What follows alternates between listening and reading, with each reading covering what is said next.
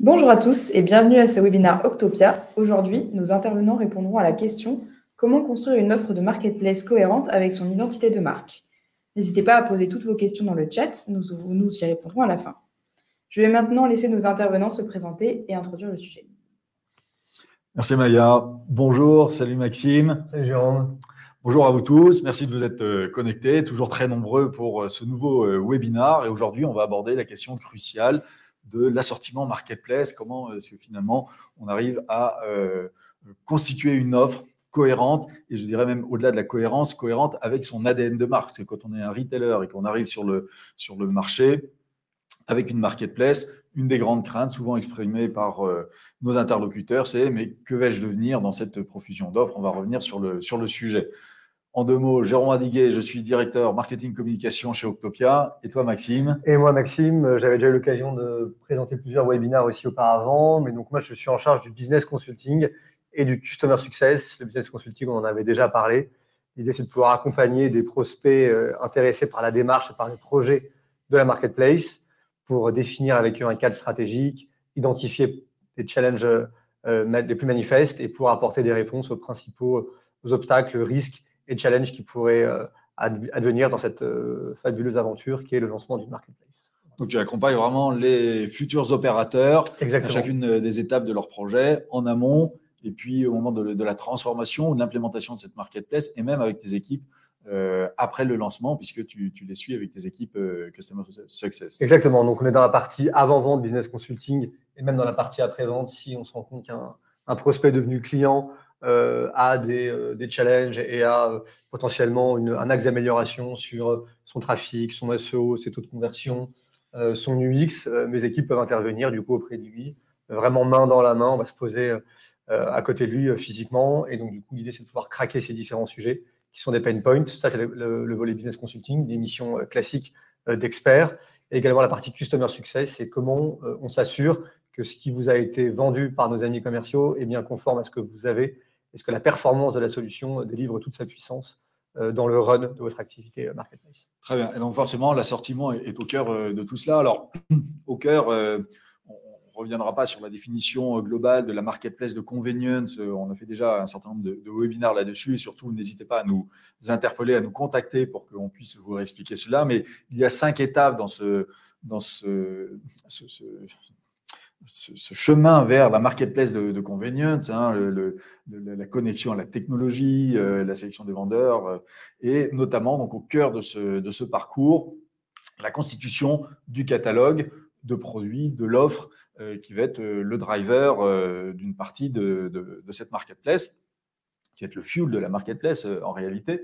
Et donc, pourquoi est-ce qu'il faut le prendre très en amont dans votre projet de marketplace? C'est pas parce que ça a énormément d'impact sur la suite. D'abord, ça va être dimensionnant pour ne serait-ce que la technologie que vous allez choisir. Alors, je ne parle pas du cœur marketplace, de la solution que nous vous proposons parce qu'elle est en capacité de supporter des dizaines, voire centaines de millions d'offres aujourd'hui. On a une marketplace qui a plus de 100 millions d'offres aujourd'hui actives, donc là n'est pas le point. Mais par contre, le dimensionnement de votre front et d'une manière générale de votre architecture IT va être en partie déterminé par vos ambitions en termes de référence. Et donc, il est très important que dans vos projections, que ce soit le worst case ou le best case à 4 ou 5 ans, vous ayez une idée assez précise du nombre d'offres vers lesquelles vous voulez aller et qui va dimensionner, encore une fois, l'architecture IT que vous allez mettre en place. Et je pense notamment au front ou peut-être au moteur qui va être en capacité de gérer l'ensemble des offres.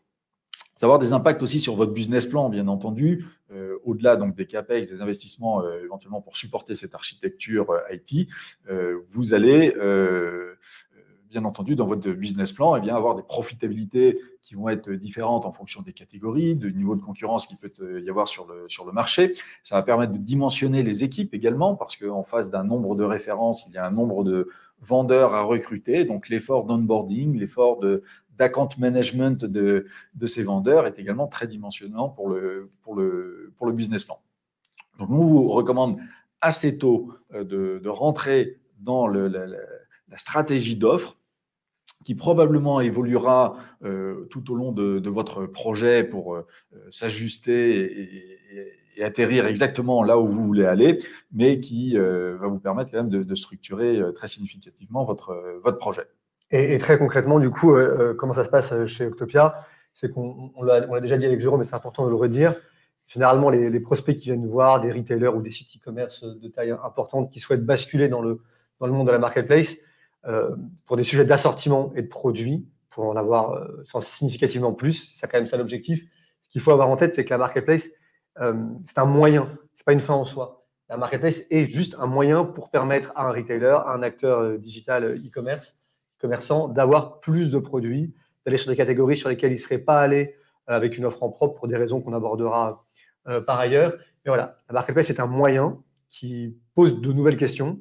Et donc, mon job avec mes équipes business consulting, c'est de répondre à ces questions et de définir avec vous, vraiment main dans la main, quel pourrait être l'assortiment cible en termes de produits, en termes de vendeurs, en termes de qualité de ces produits, en termes de qualité de ces vendeurs, pour définir justement l'assortiment cible qui correspond à la stratégie de votre site e-commerce, à la stratégie de votre marque, à l'ADN que vous avez et au move vers l'aventure de la marketplace. Et ça, vous avez une méthodologie d'ailleurs que vous appelez coop, donc qui consiste en principalement 4 ateliers. C'est ça. La stratégie coop, c'est donc on a des experts dans mes équipes. On est entre 5 et 7 business consultants chez Octopia. Et donc, en fait, on a 4 ateliers à chaque fois 2 heures. Et l'idée, c'est la partie de l'assortiment. Donc, c'est vraiment, elle arrive très vite. C'est la deuxième atelier. Et l'idée, c'est de pouvoir définir ensemble, au regard du positionnement qui est le vôtre, au regard de la concurrence qui existe sur les marchés et de vos ambitions, de définir du coup des catégories priorité 1, priorité 2, avant même la priorité 1 des catégories cœur, sur lesquelles vous voudriez aller et sur lesquelles vous voudriez muscler votre assortiment, vos offres, par le biais des vendeurs onboardés sur une marketplace. Donc tout ça, c'est ce qu'on va regarder maintenant, effectivement. Mais donc cette stratégie coop qui vient, encore une fois, très en amont du projet, qui permet de qualifier et de valider effectivement la pertinence d'un projet marketplace pour votre entreprise. Et puis ensuite, on rentre dans un déroulé un petit peu plus détaillé. Alors, effectivement, on voit à l'écran, quand on lance une marketplace, eh bien, à la fois, donc, on a un certain nombre d'ambitions ou d'objectifs, et on va rappeler les principaux, en tout cas, que nous remontent nos interlocuteurs dans les nombreux échanges qu'on peut avoir avec eux. Et puis, il y a aussi un certain nombre de doutes ou d'inquiétudes légitimes, tout à fait légitimes d'ailleurs, auxquels il faut répondre. Et c'est un équilibre entre les deux qu'il va falloir gérer. Alors, quels sont ces objectifs déjà ?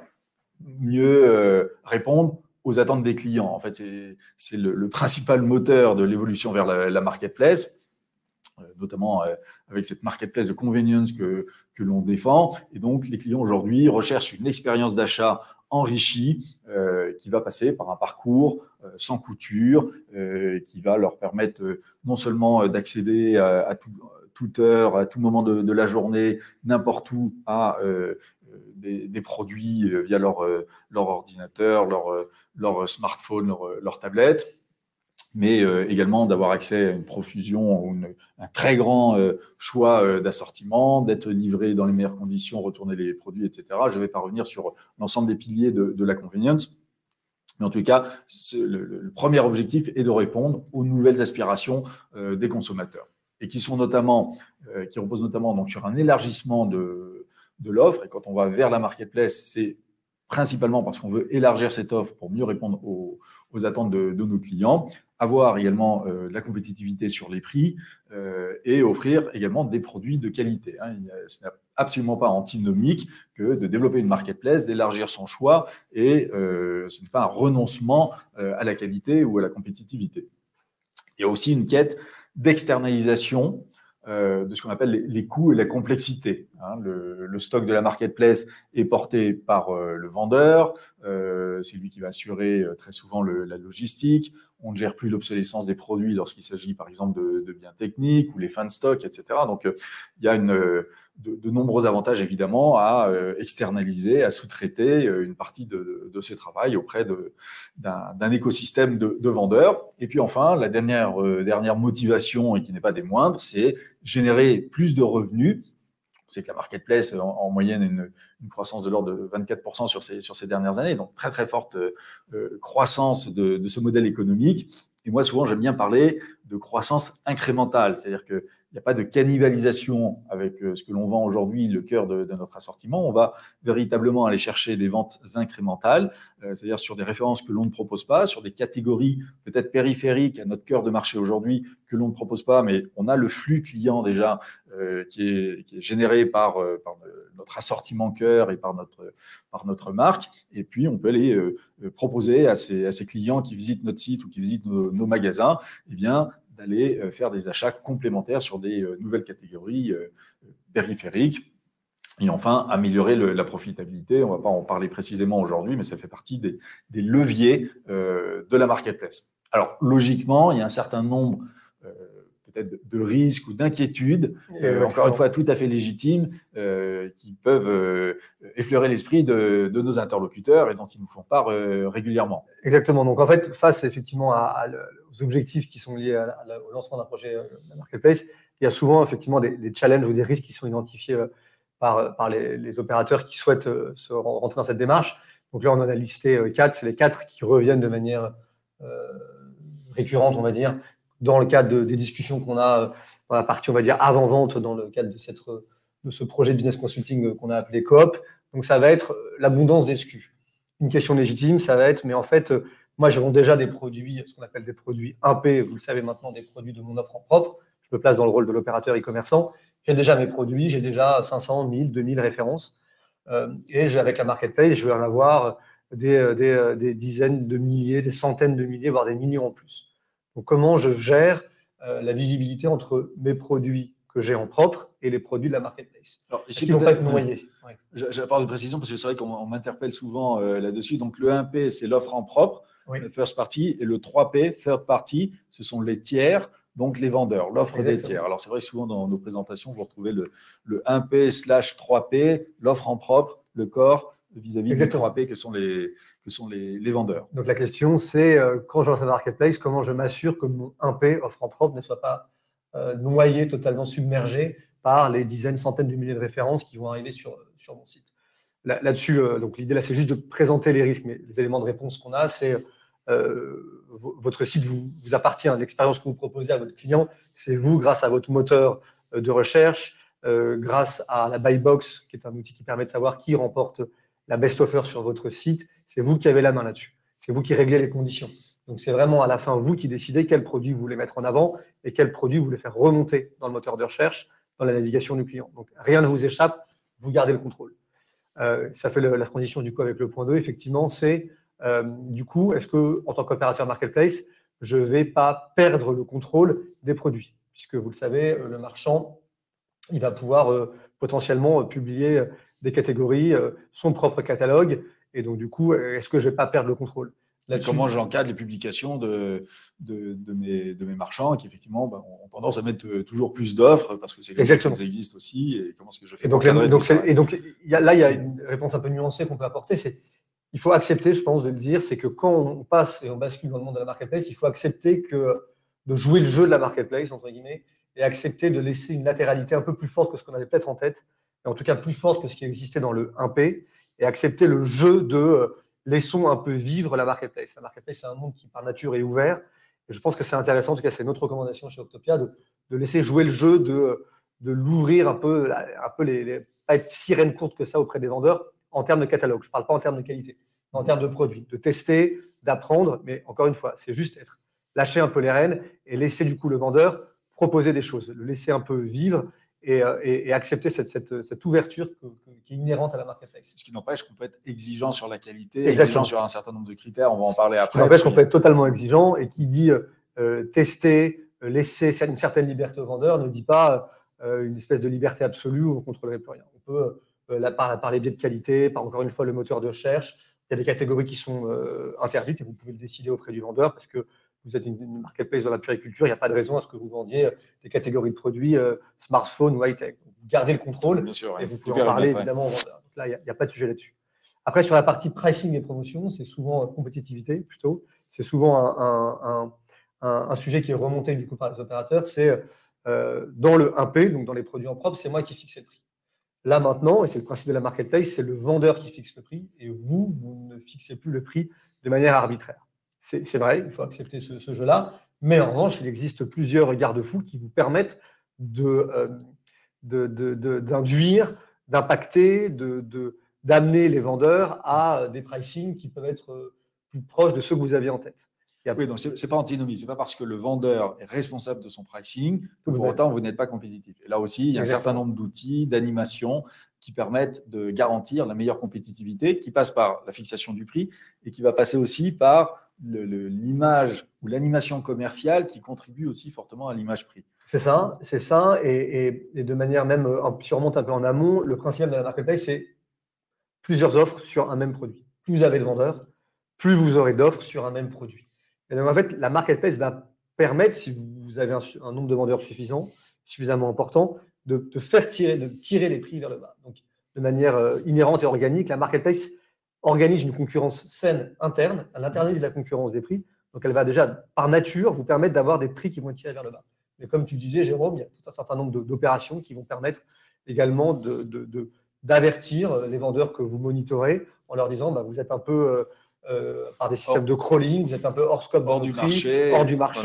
Donc, et on va évoquer ces points-là, effectivement. Exactement. Et dernier point, je vais arrêter là parce que l'heure tourne et il y a beaucoup de sujets à aborder, mais sur la qualité et la sélectivité, du coup, un des points qui est souvent remonté, c'est est-ce que je ne vais pas perdre en qualité et sélectivité des produits et des vendeurs en ouvrant ça à des vendeurs que je ne connais pas forcément bien, sur lesquels je n'ai pas de track record. Et là-dessus, l'un des points forts et majeurs d'Octopia, là-dessus, c'est de pouvoir vous dire que nous, on va vous donner accès à un certain nombre de catalogues produits et de vendeurs qu'on connaît parfaitement, qui ont 2, 3, 4, 5, 10 ans d'expérience avec nous, qui sont déjà scorés, qualifiés.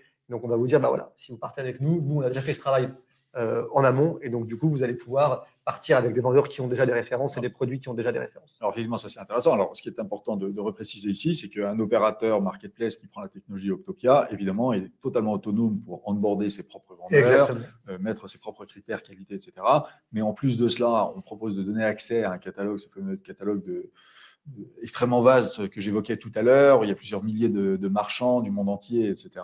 Et bien la possibilité d'aller piocher dans ce catalogue, d'aller sélectionner précisément un certain nombre de catégories sur la base de critères qui ont été alimentés par des centaines de milliers, voire des millions de transactions au cours des derniers mois et des dernières années. Et donc, ça permet d'avoir une qualité extrêmement élevée de l'information, ou en tout cas un degré d'information sur chacun des vendeurs, chacune des références qui est extrêmement pertinent. Alors, on va avancer sur la suite. Aujourd'hui, j'y arrive, globalement, on distingue deux grandes typologies de marketplace. La première, ce sont ces marketplaces généralistes. Et quand on vient sur ces deux grandes typologies, ce qui est important de mentionner ici, c'est que nous, on n'a pas de parti pris pour l'une ou pour l'autre. On est totalement agnostique sur le choix stratégique qui appartient à chacun des opérateurs, et on accompagne des opérateurs qui ont exactement les deux stratégies, enfin pas en même temps, mais chacun l'une dans l'autre. Il y a les marketplaces généralistes, première catégorie. On ne les ranque pas par un nombre par importance, c'est simplement pour les distinguer. Comment fonctionne-t-elle? Tu l'as évoqué très rapidement. En fait, elles ouvrent leur plateforme à peu près tous les vendeurs, sans pratiquement aucune restriction, si ce n'est des critères qualité quand même minimum pour encadrer l'onboarding des vendeurs, mais il n'y a pas de distinction et elles ont tendance à accepter effectivement l'ensemble des vendeurs et l'ensemble des produits que proposent ces vendeurs.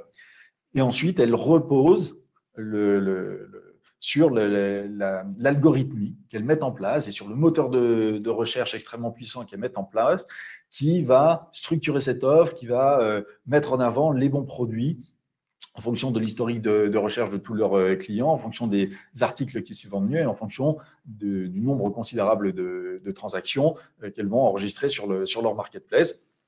Et là, si je devais en citer quelques-unes, on a Sidon dans les Nordiques, on a Bol, on a Rakuten, on a Cdiscount, Amazon, bien entendu. Tout cela, ce sont des marketplaces généralistes et qui aujourd'hui connaissent un très grand succès.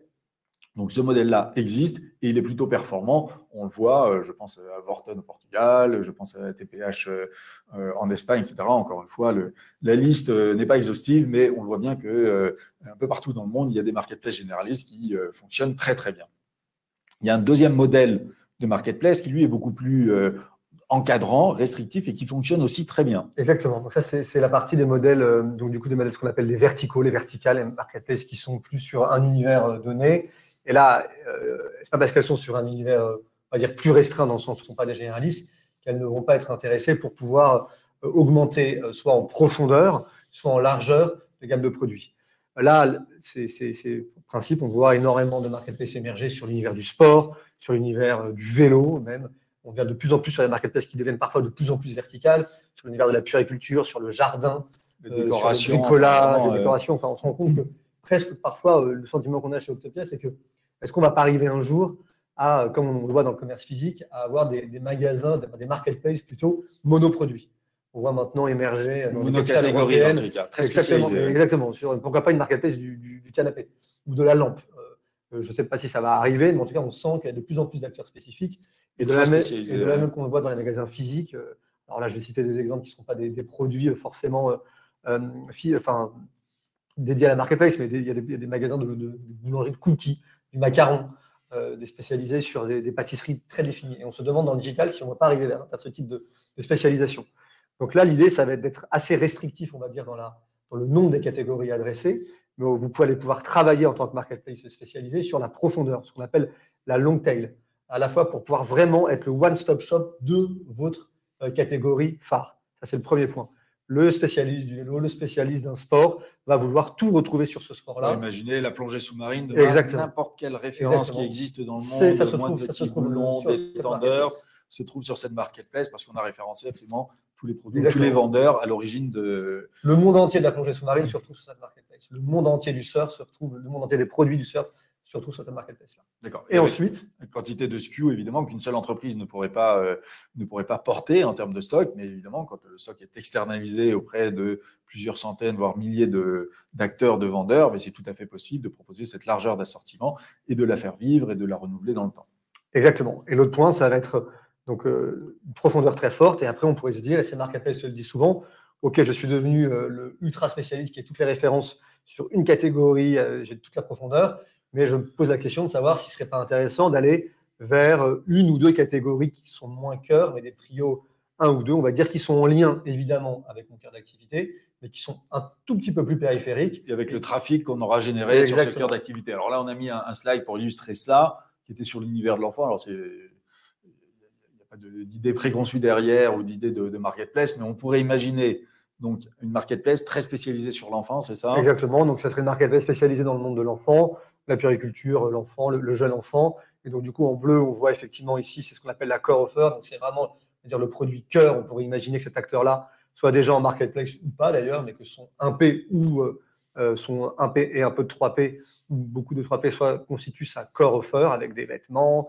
avec des couches, avec des lotions, des produits pour bébé. Voilà, l'hygiène bébé, etc. Hygiène bébé, exactement. Et puis qui se disent, pour des raisons qu'on a évoquées par ailleurs, c'est je ne veux pas porter les stocks, je ne veux pas risquer d'avoir une obsolescence de mes stocks, ou pour des raisons de rentabilité, ou pour tout ce qu'on a évoqué par ailleurs, je décide de prolonger sur des produits, des catégories complémentaires, mon offre en 3P exclusivement, ou en un mix 1P, 3P, mais sur des produits complémentaires, tels que ça pourrait être, on a cité ici comme exemple, des décorations pour une chambre d'enfant. En produits complémentaires de rang 2, ça pourrait être du coup des jouets, ça pourrait être des peluches, voilà, voilà. Et puis après, on pourrait même se dire, ça pourrait aller presque aller vers une décoration de chambre un peu classique et de rentrer ensuite dans un temps 3 sur des produits beaucoup plus éloignés au départ du corps produit, mais qui sont toujours en lien, voilà, qui matchent avec l'ADN. Ça reste cohérent avec l'ADN initial, il y a un trafic, il y a un flux. On ne se dit pas, ça n'a rien à voir. Voilà. On se dit, c'est plutôt l'occasion d'acheter des produits qu'on aurait peut-être dû aller acheter sur d'autres markets. Et là, on a vraiment la logique du one-stop shop dans un univers de chambre enfant. Et on retrouve cette logique de ventes incrémentales et de développement du business qu'on évoquait tout à l'heure. Pas de cannibalisation. Très vite passer sur le suivant qu'on ne va pas regarder parce que je vois que le temps file. Mais vous dire, aujourd'hui, quand on constitue une offre, et je me place particulièrement dans le deuxième modèle, on ne va pas tout détailler, mais si on se place dans ce second modèle, quels sont les intrants qu'il va falloir considérer effectivement pour constituer cette offre et sur lesquels, évidemment, nos équipes business consulting vous accompagnent. Bon, encore une fois, il n'y a pas de hiérarchie, mais globalement, on commence dans cet ordre-là. La structure d'assortiment, c'est absolument essentiel. Et ça, je dirais, c'est une sémantique qui va faire écho aux oreilles des retailers qui sont avec nous aujourd'hui. On fait une analyse détaillée des unités de besoin des clients, on s'assure d'une couverture de l'ensemble de ces unités de besoin. J'en parlais avec les catégories managers de marketplace que l'on suit, qui me disaient, bah oui, si on prend un tapis de course aujourd'hui, il y a les 8, les 12, les 16, les 20 km/h, et puis ensuite il y a ceux qui sont en Wi-Fi, pas en Wi-Fi, puis ensuite il y a par tertialisation des niveaux de prix, bien les entrées de gamme, les milieux de gamme, les hauts de gamme, etc. Eh bien, on va couvrir les besoins de l'ensemble. On va déterminer les rôles des catégories. Est-ce que ce sont des catégories cœur? Après, chaque enseigne ou chaque retailer leur donne le vocabulaire ou le nom qu'ils souhaitent, mais est-ce que ce sont des catégories qui sont là pour recruter des nouveaux clients? Est-ce que ce sont des catégories défensives? Est-ce que en fonction du rôle qui va être déterminé à chacune d'entre elles, on va plus ou moins donner de profondeur et enrichir le catalogue d'offres. Donc ça, c'est d'abord une structure d'assortiment bien établie. C'est absolument nécessaire pour s'assurer de la bonne couverture de l'ensemble des besoins et de la bonne profondeur que l'on va donner en fonction de la stratégie qui va être la nôtre. Ensuite, qu'est-ce qu'il y a? Il y a un certain nombre de considérations économiques. Exactement. C'est-à-dire que la considération économique, on l'a vu dans les webinaires précédents, je rappelle rapidement, le modèle économique du 1P, donc de l'offre en propre, est très différent du modèle économique du 3P, donc de l'offre marketplace, qui est structurellement par nature plus rentable en termes de marge sur coût variable notamment, puisque, comme tu disais, Jérôme, et tu insistes là-dessus, tu as raison, on ne porte pas le stock, on est beaucoup plus souple, beaucoup plus agile. Et donc, du coup, les marges sur coût variable sont souvent plus intéressantes dans le modèle de la marketplace que dans on variabilise énormément les coûts. Exactement, on variabilise énormément les coûts. Et donc, c'est un peu la beauté du modèle de la marketplace et c'est la raison pour laquelle beaucoup d'acteurs du e-commerce décident d'aller vers ce modèle-là. L'idée ensuite, dans cette partie de ces considérations économiques, ça va être de rentrer catégorie par catégorie, de voir quel équilibre je vais vouloir avoir entre, dans une même catégorie, au sein d'une même catégorie, entre mon 1P et mon 3P. Est-ce que je vais vouloir, typiquement, sur certaines typologies de produits, en fonction de leur poids, en fonction des coûts d'expédition, en fonction des coûts de stockage, est-ce que je vais privilégier 90% de ma GMV, donc ça, la valeur, volume d'affaires généré sur une catégorie, je préférais privilégier 90% de marketplace avec 10% de 1P, ou au contraire, je vais, pour des raisons historiques, être très performant en 1P et du coup avoir trouvé un modèle économique rentable. Je vais vouloir sanctuariser, au contraire, dans cette catégorie-là, du 1P avec du complément de gamme sur des petits produits d'accessoires du 3P. Donc, en fait, les considérations économiques vont m'aider, en fait, en observant les grands KPI et les grands drivers que sont la marge sur coût variable, mais également d'autres KPI, regarder comment je vais essayer d'arbitrer ce qu'on appelle la cote-part à la catégorie entre mon 1P et mon 3P. Et ça se fait vraiment catégorie par catégorie. Catégorie par catégorie. Et ça peut se faire également au sein d'une même catégorie sur des niveaux de prix. Par exemple, on peut se dire, bien, ou des spécificités d'un produit. Je ne suis pas du tout bon dans l'expédition des produits, des pondéreux, des produits qui pèsent très lourd. Et donc, je vais trouver des acteurs sur le marché qui sont spécialistes, des vendeurs qui sont spécialistes de la logistique de ces produits-là et qui vont le faire à des niveaux de rentabilité que je n'atteindrai jamais. Et donc, j'ai intérêt à externaliser cela. Peut-être qu'on est extrêmement compétitif sur l'expédition de produits très légers, et donc on va avoir tendance effectivement à les favoriser ou à les exclure si au contraire on considère qu'on ne l'est pas. Donc il y a un certain nombre de critères économiques effectivement qu'il faut prendre en considération au moment de la constitution, avec peut-être des paliers aussi qui vont déterminer, soit des paliers de prix, soit des paliers de poids ou d'autres critères encore qui vont déterminer à partir de quel moment je joue plutôt mon 1P, mon offre cœur en propre par rapport à une offre à l'offre marketplace. C'est vraiment un arbitrage et surtout qui peut évoluer dans le temps. Rien n'est statique. La vérité d'un jour peut être balayée dans 6 mois au regard de l'évolution de ces KPI économiques. Ça peut être aussi des stratégies exploratoires. Oui. On reprend l'exemple du bébé que l'on voyait tout à l'heure. Aller vers la déco, c'est peut-être pas naturel pour une nouvelle enseigne. Pour autant, on se dit, ouais, mais j'ai comme un flux aujourd'hui, un trafic sur ma plateforme de clients qui sont intéressés par l'univers du bébé et j'aimerais bien voir si la déco fonctionne. Je n'ai pas de stock.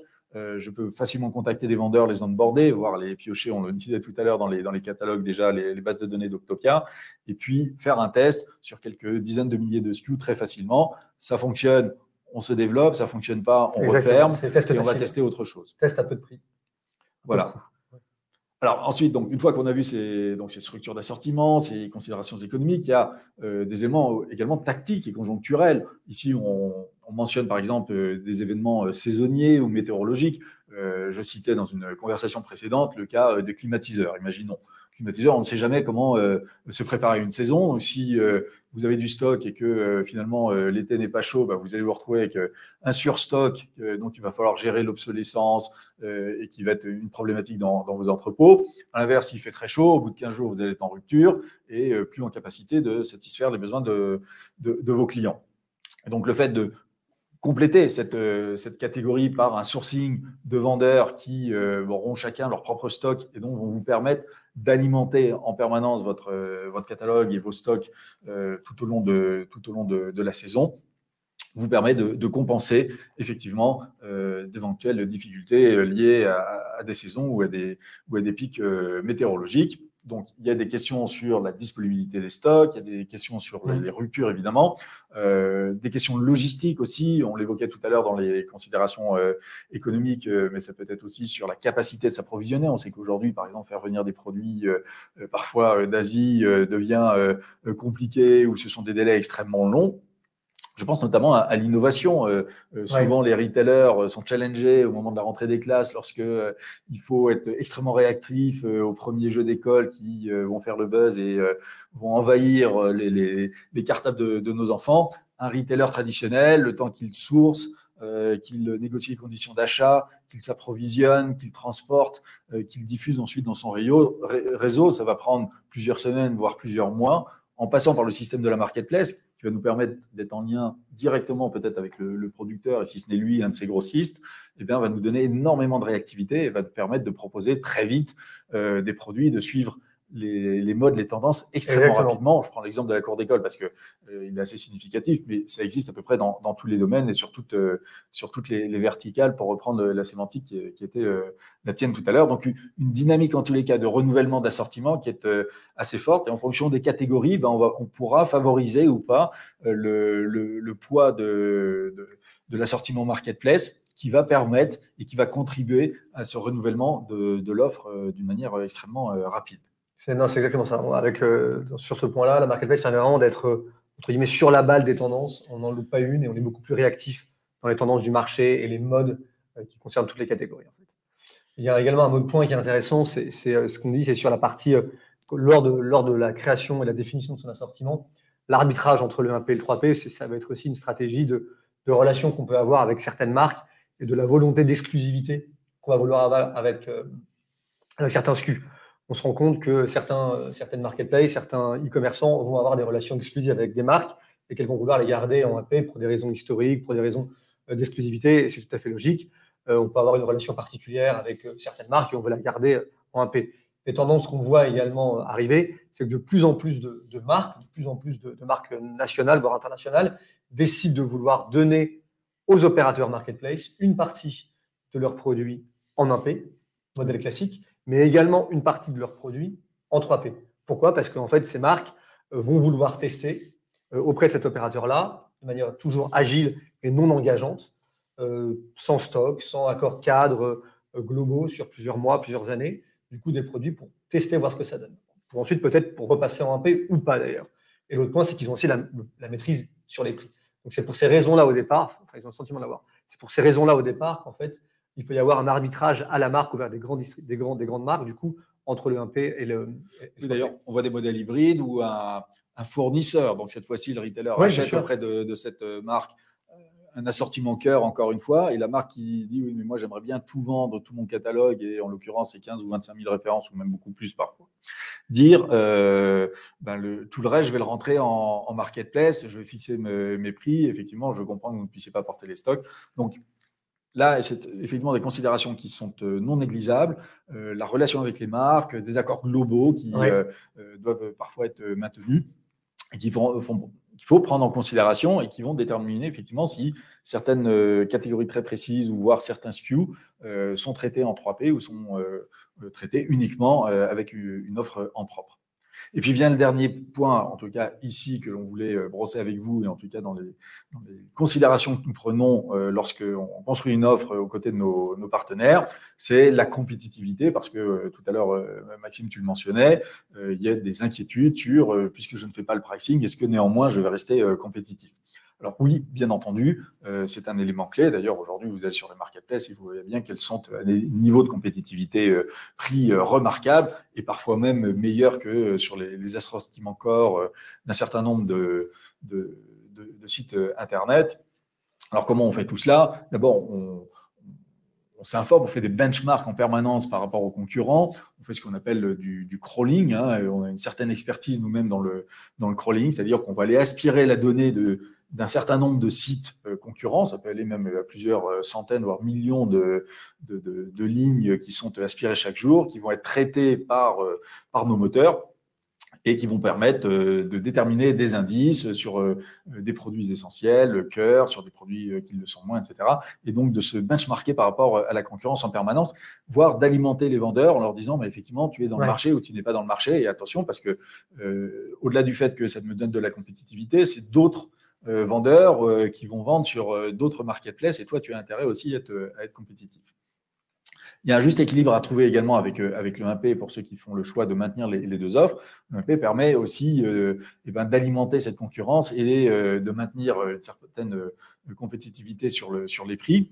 Néanmoins, lorsqu'on s'adresse à un vendeur, et je le redis ici, le vendeur est le seul responsable de la fixation de son prix ou de ses prix. Néanmoins, il peut y avoir des discussions avec eux et on peut tout à fait se dire on a besoin d'être particulièrement compétitif sur cette offre-là et je suis prêt à faire un effort de mon côté. C'est ce qu'on appelle mettre en place notamment des taux dérogatoires. C'est-à-dire qu'on va accéder des taux de commission dérogatoires. C'est-à-dire qu'on va accepter que pour ce vendeur spécifique, sur une catégorie donnée, pendant un laps de temps, on décrémente le taux, qu'on lui fasse un taux beaucoup plus compétitif.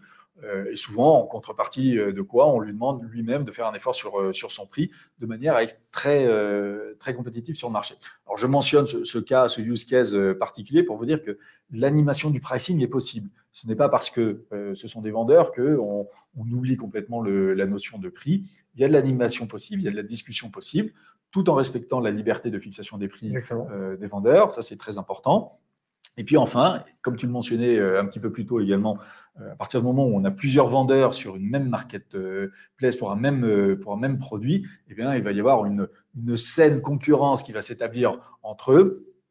Et parce que ce qui va intéresser le vendeur, c'est d'avoir ce que l'on appelle la buy box, c'est-à-dire ce fameux bouton, quand on voit un article, je clique dessus et c'est la mise au panier qui est liée à un vendeur en particulier. Cette buy box, c'est quoi? 96-97% des achats, c'est-à-dire elle capte 96 ou 97% des achats.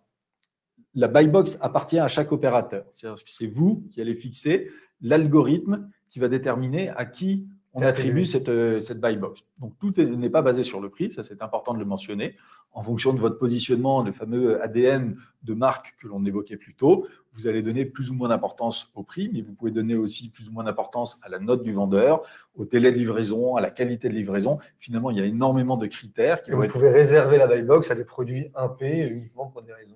Voilà. Et donc, il y a un certain nombre de critères qui vont être constitutifs de cette buy box et qui vont être finalement le reflet de votre stratégie commerciale qui va permettre d'attribuer à l'un ou à l'autre. Donc, la compétitivité, elle existe et ce n'est pas parce qu'on est une marketplace et qu'on ne fait pas le pricing qu'on ne peut pas l'animer et qu'on ne peut pas la maintenir.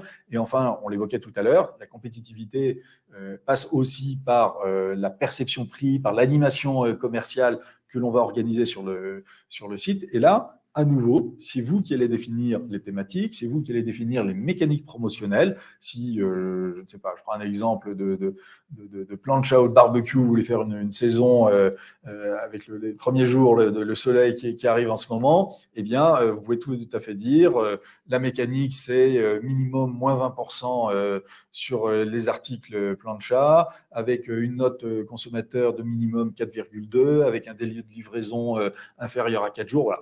Vous fixez le cadre de cette promotion et à la fin, vous êtes ceux qui allez sélectionner précisément les SKU, les références que vous allez mettre en avant sur votre front et qui vont constituer cette offre promotionnelle qui va animer votre site. Alors, pour avancer un petit peu dans notre présentation, on va bientôt arriver au bout de ce webinaire. Aujourd'hui, nous, on propose une approche en 3 étapes qui permet de définir l'assortiment. La première, c'est celle qu'on a vue de manière un petit peu détaillée ensemble au cours de ces quelques slides. Maxime, comment ça se passe ces 3 étapes? Donc, en fait, les 3 étapes, on vient d'abord se rapprocher de vous, du coup, pour pouvoir comprendre effectivement quels vont être les besoins identifiés par vos clients, les catégories sur lesquelles vous voulez aller. Mais on va d'abord surtout essayer de comprendre quel est le positionnement et la position de la marketplace que vous voulez avoir en termes de catégories, en termes de largeur de gamme, en termes de profondeur de gamme. Donc ça, c'est l'étape 1. Quelle attractivité vous voulez donner, quelle compétitivité prix vous voulez avoir ou pas avoir d'ailleurs sur quel type de catégorie. Ensuite, du coup, donc là, on est vraiment dans la partie catégorie dans l'étape 1. Profondeur et élargissement des catégories. Ensuite, ça va être, parce qu'on l'a déjà dit plusieurs fois, les produits sont portés par des vendeurs. Donc, vous allez devoir, mais on le fera ensemble, identifier les types de vendeurs que vous voulez. Est-ce que vous voulez des vendeurs qui sont extrêmement bien notés ou à la limite, vous voulez des vendeurs qui soient pas forcément extrêmement bien notés parce que vous voulez à tout prix avoir une compétitivité de prix très forte? Est-ce que vous voulez avoir des vendeurs qui viennent du monde entier ou au contraire des vendeurs qui sont plutôt des vendeurs français, italiens, européens ou que des vendeurs chinois? Enfin, vraiment libre à vous de fixer l'origine et les qualités des vendeurs. Et donc ensuite, derrière le vendeur, il y a toujours les produits. Et donc là, c'est quelle catégorie et pas catégorie, mais quelle note produit, quelle qualité produit vous voulez avoir sur les catégories rattachées eux-mêmes à ces vendeurs. Donc voilà, c'est vraiment une forme d'entonnoir qu'on fait. Donc c'est d'abord les catégories, cœur d'offre, catégorie périphérique, catégorie périphérique de rang 1, 2, 3. Ce que l'on veut vendre, les vendeurs. Les vendeurs, parce que c'est les vendeurs qui portent les produits. Quelle qualité de vendeur vous voulez avoir, l'origine des vendeurs, leur délai de livraison. Et ensuite, on rentre vraiment sur la sélection qui peut être faite au SKU, une sélection des produits à la catégorie en fonction de la stratégie. C'est vous qui définissez ça. Pour arriver à une offre de produits performante. Alors, un dernier point que vous voulez partager avec vous. Donc, comme on l'évoquait, on a, nous, une base de produits constituée qui, aujourd'hui, est diffusée sur un certain nombre de marketplaces. On commence à avoir des marketplaces implémentés dans différents pays européens et hors d'Europe, d'ailleurs. Et donc, on a un certain nombre de flux. Je vois au total, on est de l'ordre de 1,7 milliard ou 1,8 milliard de volume d'affaires réalisés à travers l'ensemble de ces marketplaces, qui nous permet d'avoir un historique et un nombre de transactions absolument considérables, qui viennent alimenter cette base de données et qui permettent à tes équipes, en fait, d'opérer déjà des filtres, des sélections qui viennent en complément d'opérateurs qui se lancent, qui veulent avoir leur propre offre, leur propre onboarding de vendeurs et constitution de catalogue, mais qui, très régulièrement, pour ne pas dire tous au jour d'aujourd'hui, viennent compléter cette offre ou la booster avec une sélection dans notre catalogue existant. Donc c'est ça. Donc là, on est bien conscient que vous ne pouvez pas forcément tout lire sur ce slide, mais l'objectif, c'était juste de vous montrer un petit peu la manière dont on procédait, comme tu disais. Donc, dans le slide d'avant, on voit l'entonnoir. Et en fait, le résultat de cet entonnoir, c'est avec les outils qu'on a, Octopia et l'équipe Business Consulting est extrêmement bien outillée pour vous aider à faire cet assortiment. Et on va du coup mettre un certain nombre de filtres sur les bases de données produits et vendeurs d'Octopia. Donc là, on avait filtré, du coup, c'était auto-moto, avec du bricolage, avec de l'électroménager également. Donc, c'était un assortiment. Vous allez choisir précisément. Exactement. Il y a plusieurs niveaux de catégories, sous-catégories, etc. Donc, il y a 3 niveaux de catégories. Et donc, avec vous, évidemment, l'idée, c'est que vous puissiez, dans le cadre de nos ateliers, vous définir sur quelle catégorie de niveau 1, de niveau 2, même de niveau 3, vous voulez aller, quel type de prix vous voulez avoir sur ces catégories-là. Vous pouvez nous donner un range de prix, une fourchette de prix sur chacune de ces catégories. Vous pouvez également nous donner les pays d'exportation et d'origine des différents vendeurs, avec des délais de livraison. Enfin, il y a tout un certain nombre de filtres que vous pouvez nous demander d'ajuster. Et à la fin, la qualité du vendeur, les produits, si c'est des vendeurs qui livrent des produits en fulfillment ou pas. Il y a une dizaine de filtres, on va dire, qui vont nous permettre de voir à la fin, en output, du coup, là… Et en temps réel. Et en temps réel, on peut le faire ensemble en live. On bouge les critères, oui, non, catégorie par catégorie, et ça permet de définir une offre. Un assortiment cible de vendeurs et de produits qui correspond à votre ADN, aux catégories sur lesquelles vous voulez aller et qui seront, là on parle évidemment de vendeurs et de produits qui sont fournis par la base Octopia. À côté, vous pouvez très bien, comme tu disais Jérôme, sourcer de votre côté des vendeurs que vous avez déjà identifiés et les animer. Là on parle vraiment d'un assortiment avec ces outils-là qui est fait sur la base des produits et des vendeurs sourcés et managés par Octopia. Donc ça c'est le grand plus, hein, évidemment, on est très orienté Octopia, mais c'est le grand plus, c'est le boost, c'est-à-dire qu'une marketplace qui se lance aujourd'hui, grâce à cet outil, elle peut démarrer, comme c'était le cas avec plusieurs de nos clients ces derniers mois, avec un certain nombre de produits, de vendeurs.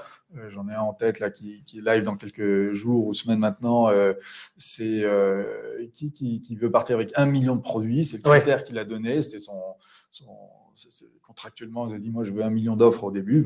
On lui a évidemment trouvé ce million d'offres qui correspondait précisément à ces critères. On a un autre, il y a quelques mois, qui voulait partir avec 200 vendeurs. Je crois qu'il y avait 220 vendeurs au moment du go live. Donc ça, effectivement, c'est l'effet booster de cette technologie. Ce qui n'empêche pas, au contraire, on encourage beaucoup l'onboarding en totale autonomie de vos propres vendeurs en parallèle, qui vont ensuite vous apporter de la différenciation et puis vous faire rentrer pleinement dans le modèle de la marketplace, business de la marketplace. Voilà, on arrive au bout de ce webinaire. Merci beaucoup de votre attention. Merci beaucoup, Maxime. Je ne sais pas s'il y a eu quelques questions qui étaient adressées pendant ce webinaire, mais peut-être on a le temps d'en prendre une, je ne sais pas. Je me tourne vers les équipes qui nous accompagnent. Merci pour cette présentation. Nous avons en effet quelques questions. La première est, n'y a-t-il pas un risque que toutes les marketplaces proposent les mêmes produits? Ça, c'est une question que l'on a régulièrement. C'est vrai qu'on ne l'avait pas mentionné dans les risques tout à l'heure. D'abord parce que ce n'est pas un risque. Il y a plusieurs manières de répondre à cela. D'abord, vous l'avez bien vu que finalement, il y a énormément de références, de vendeurs sur le marché et que c'est bien votre ADN, vos critères spécifiques, donc de tri, de sélection de l'offre qui vont constituer votre offre. C'est également la manière dont vous allez développer votre propre algorithmie, construire votre propre moteur qui vont déterminer ce qui va ressortir sur votre marketplace, éventuellement qui va avoir la buy box. L'algorithme de la buy box, il est secret pour toutes les marketplaces. Personne ne le livre, donc forcément, il y a toujours des ajustements différents.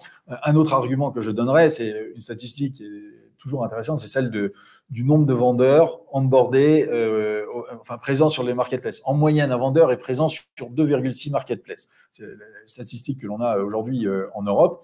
Ça veut dire qu'un même vendeur ne se retrouve pas sur 10 ou 15 marketplaces. Ça peut arriver, mais c'est extrêmement rare, puisque la moyenne, encore une fois, c'est 2,6.